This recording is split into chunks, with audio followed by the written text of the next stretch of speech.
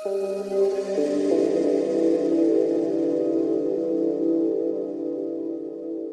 में प्यारे भाइयों और बहनों, आज हम प्रभु यीशु क्रिस्त की इस शिक्षा पर मनन चिंतन करेंगे।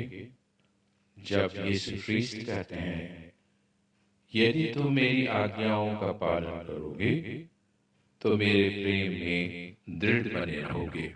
पूरे ब्रह्मांड में ईश्वर ने बहुत सारे नियम बनाए हैं और ये पूरी सृष्टि उन्हीं नियमों का पालन करके आज तक टिकी हुई है और स्थिर है और बढ़ती जा रही है। पृथ्वी अपनी धुरी पर 1670 किलोमीटर प्रति घंटे की रफ्तार से 24 घंटे में एक चक्कर लगाती है। वही पृथ्वी पूरे सूर्य की ओर अभिमुख होकर उसके चारों ओर चक्कर लगाकर एक साल में एक चक्कर पूरा करती है। सृष्टि में इतने सारे नियम हैं और इन्हीं के कारण हमारी जीवनचर्या चलती है। कोई भी ईश्वर की जो नियम है, आज्ञाएं हैं, उसका उल्लंघन नहीं करते। जब पानी को हम खोलते हैं, हमारे नल खोलते हैं, तो पानी नीचे की तरफ जाता है और जब हम बॉल ऊपर फेंकते हैं तो ऊपर जाने के बाद फिर से नीचे गिरती है।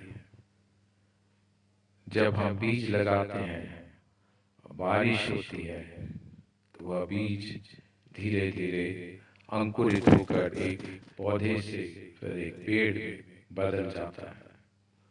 कितनी सारी घटनाएं हो रही हैं जहां पर ईश्वर के नियमों का पूर्ण रूप से पालन होता है। परंतु जब हम मनुष्य की बात करते हैं, मनुष्य के साथ में ऐसा नहीं है। क्यों नहीं? मनुष्य ही एक ऐसा प्राणी है जिसे ईश्वर ने स्वतंत्रता दी है। हमको कैसे मालूम होता है एक बच्चा एक मनुष्य है? उस समय जब हम सुनते हैं उसी छोटे से बच्चे के मुंह से, नहीं, इधर आओ, नहीं, उधर जाओ, नहीं, बैठो, नहीं, उठो, नहीं, ये करो, नहीं, तब हमें पता चलता है कि ये एक मनुष्य है। इसमें नहीं करने की, इनकार करने की शक्ति है। छोटा है परंतु उसमें शक्ति है। तो ये स्वतंत्रता ईश्वर ने दिया क्यों दिया? उनको अगर मालूम था हम इस स्वतंत्रता का गलत इस्तेमाल करेंगे, कर सकते हैं और करते हैं, तो दिया क्यों? इसलिए कि बिना स्वतंत्रता के सच्चा प्रेम हो ही नहीं सकता। कैसे? देख लीजिए, क्या हम किसी को जबरदस्ती कर दबाव डालकर प्रेम करवा सकते हैं? कभी नहीं। या हम दबाव डालकर अपना प्रेम किसी के ऊपर थोप सकते हैं? कभी नहीं।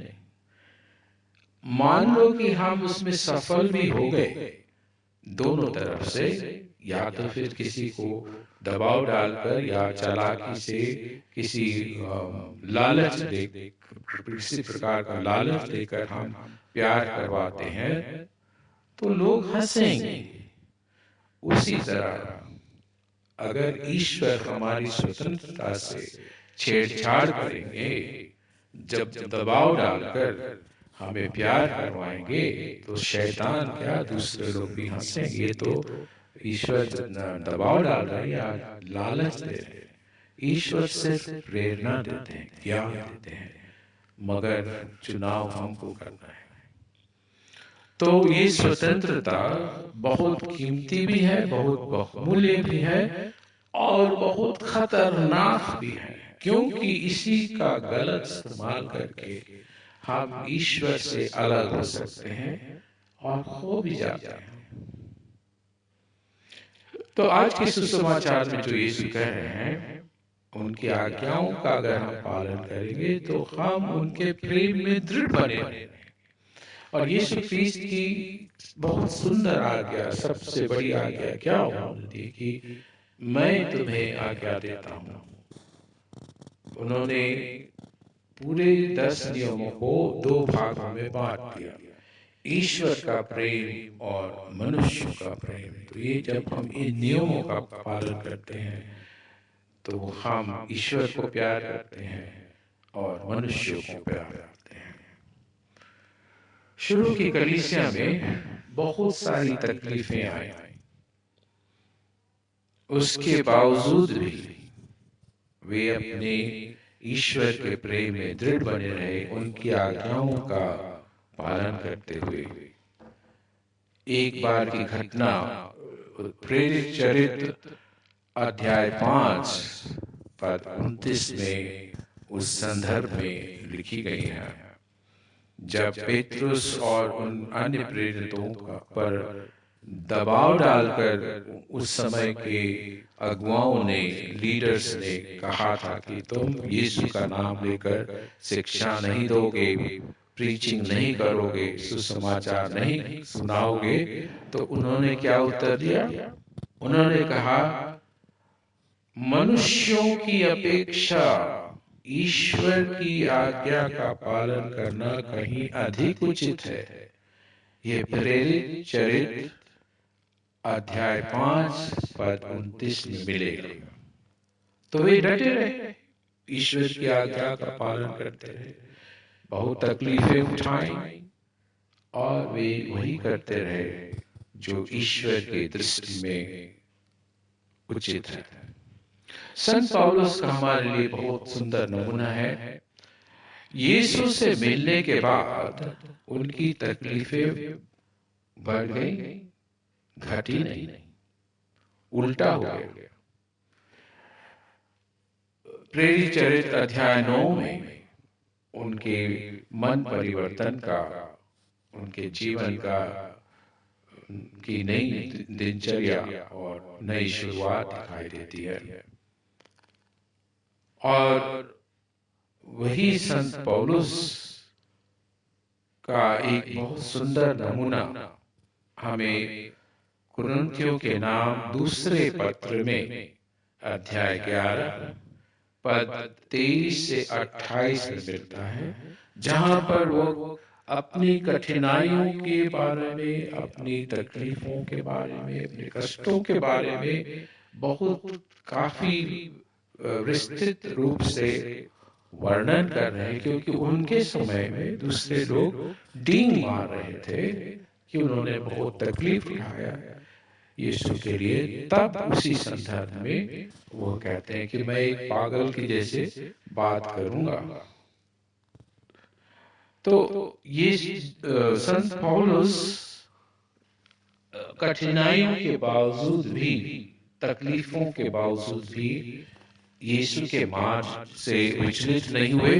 वे उनकी आज्ञाओं का पालन करते रहे और प्रभु यीशु के प्रेम में डटे रहे। वही संत पौलुस फिलिपियों के नाम अपने पत्र में अध्याय 1 पद 21 में कहते हैं, मेरे लिए तो जीवन है प्रभु मसीह और मृत्यु है उनकी पूर्ण प्राप्ति। इंग्लिश में कहते हैं, for me to live is Christ and to die is gain. हम किसकी बातों का मनन की आज्ञाओं का पालन करते हैं? हमें अच्छे दोस्त मिले तो बहुत सुंदर बात है, और अगर बुरे दोस्त मिल गए और उनकी बातों को सुनकर अगर हम गलत रास्ते पे जाते हैं तो ये हमारी स्वतंत्रता का गलत इस्तेमाल है। कितने जीवन बर्बाद हो रहे हैं आज, क्योंकि इंटरनेट और मोबाइल फोन, व्हाट्सएप, इंस्टाग्राम और जितने भी सोशल मीडिया है, इसमें बहुत सारी अच्छी बातें भी हैं, परंतु बहुत बुरी बातें भी हैं। किसकी आज्ञा का पालन हम कर रहे हैं? वहीं दूसरी ओर अगर ध्यान से देखें, कई परिवार टूट गए हैं जहां पर पति पत्नी के जीवन को दूसरे लोगों ने नारकीय बना दिया, नरकमय बना दिया। कैसे? एक माँ अपनी बेटी को शादी के बाद पूरी तरह से अपने कंट्रोल में रखना चाहती है, और वो लड़की भी अपनी माँ की वो सब बातें सुन रही है जो कुछ उसको नहीं सुनना है। वो वहां से गाइड करते कि तुम ऐसा करो, तुम वैसा करो। ये तो ऐसी जैसे कि हम दूर से बैठकर किसी और की गाड़ी चला रहे हैं और उस व्यक्ति को दिख रहा है कि मुझे ऐसा करना चाहिए, परंतु दूर से कोई दूसरा निर्देश देता है। तो हम किसकी बात सुनते हैं? कई परिवार इसलिए टूट गए क्योंकि वहां पे मदर इन लॉ या सास या ससुर या फिर उनके खुद माँ या पिता ने अपने बच्चों को शादी के बाद उनको अपने कंट्रोल में रखे, जिससे जो उनके बच्चों का वैवाहिक जीवन बेकार हो गया। कई जगह तो वहां पर डिवोर्स हो चुके हैं। हम लोग कितनी बार प्रार्थना करते हैं? कभी हम प्रार्थना करते हैं, प्रभु मुझे प्रेम में दक्ष बनाइए, मुझे स्वार्थ से निकाल दीजिए। कभी हमने सोचा है कि स्वर्ग में स्वार्थ नहीं है? और अगर सोचा है और यदि इसका ध्यान है, तो हम स्वार्थ से बचने के लिए प्रार्थना करेंगे, क्योंकि सच्चे प्रेम में स्वार्थ नहीं होता। और हम जब ईश्वर की आज्ञाओं का पालन करेंगे, जैसे यीशु कहते हैं, तो हम उनके प्रेम में दृढ़ बनेंगे, स्वार्थ से दूर हो जाएंगे। और हमारी प्रार्थना ऐसी होगी, हे प्रभु मुझे प्रेम में एक्सपर्ट बना दीजिए, हे प्रभु मुझे प्रेम में दक्ष बना दीजिए।